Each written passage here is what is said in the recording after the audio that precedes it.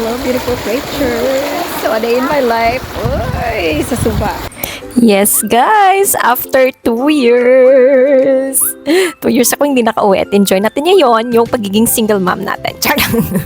Yung paglalabas sa ilog at pagbabantay ng makukulit nating pamangkin. Oh, guys, single mom ako for today's video. Umuwi ng Pilipinas tapos naging single mom. 4 na sila, guys. Ito, oh. Pakinggan nyo ang tagpisaw sa ilog. So habang sila, guys, nag-i-enjoy, ako naman tinatapos tong binanlawan ko kasi nilabahan na to sa bahay. Dito nang magbanlaw para mas mabilis.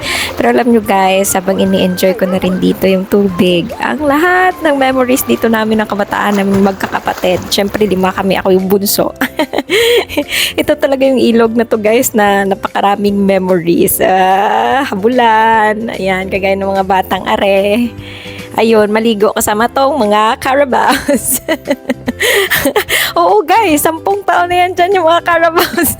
Ay, tapos ito, guys, yung usually pinangbabanawan namin at minsan kinukunan na rin ng tubig, guys, na maiinom. At syempre, isa sa mga favorite namin kapag naligo is paghanap ng pang-scrub. O, diba? Swerte naman ng bato.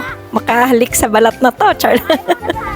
At ito, guys, yung dadaanan mo. O, diba? Ito yung patunay na sinasabi nila, ever rough or difficult road often leads to a beautiful destination. Now naman, Englisher!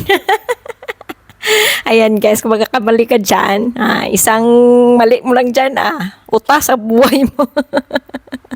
Diba? O, worth it naman yung beautiful view dyan. Diba? Ayan na, guys. Paket na tayo ulit at babalik na tayo sa ating tahanan. So, ito yung way dati, guys, na dinraanan namin.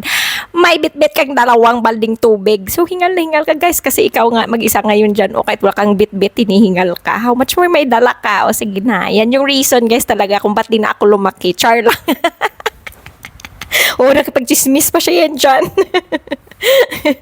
Ay, nako, diba? Saya lang ng buhay. Ganon yan ako simple. Ayan na tayo, guys. Bye! Salamat sa mga buhay nyo, beautiful creatures.